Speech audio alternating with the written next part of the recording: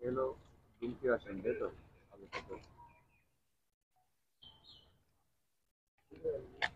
দাঁড়ানো সঙ্গে করেন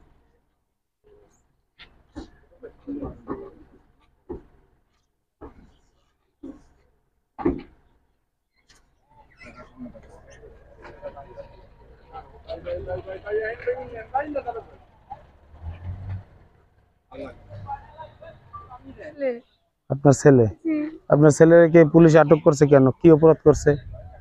আটক করছে, কি অপরাধ করছে সেই জানে। এই যে একটা মেয়েকে ধর্ষণের যে অভিযোগে অভিযোগ দিয়েছে, কিন্তু এলাকাবাসীতে সবাই বলে এরা নির্দোষ, যে করছে তারে ধরতে পারে না এখন।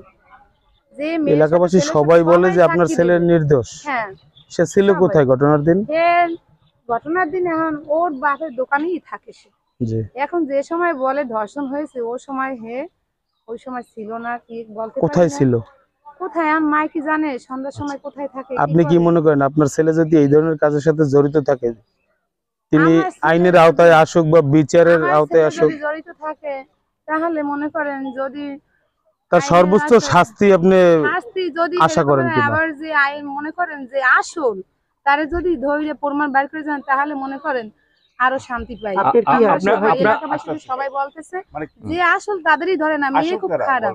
মূল বিষয়টা হচ্ছে আপনার ছেলে যদি এই পেশার সাথে বা এই কাজের সাথে যদি জড়িত থাকে। আসলে তার নাম ইমরান। আর ছেলের বাবার নাম মালিক মুন্সি। তার মানে কি আপনার ছেলে যে অপরাধী না? তাহলে আমি বিশেষ করে অপরাধী না, তারপরে যদি অপরাধী হয় তাহলে আমরা দেখবো কি করা যায়। তারপর আইনে তো আছে, স্বীকার যদি করে থাকে ভয়ে তাহলে স্বীকার করতে আমি কি জানি বলেন?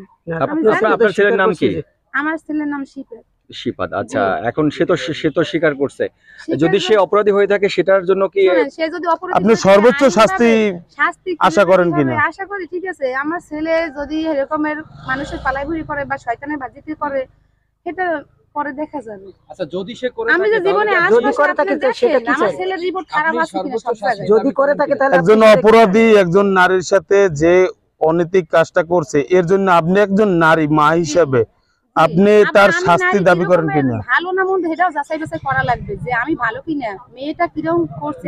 সেটা আপনার বিষয়, খারাপ ভালো মন্দ, কিন্তু আইনকে আপনি শ্রদ্ধা করেন কিনা? আইনকে আমি শ্রদ্ধা করি। আপনি এই অপরাধীদের সর্বোচ্চ শাস্তি? আমি তো আমার ছেলের জন্য যদি কাম করি থাকে শাস্তি চাই। আচ্ছা,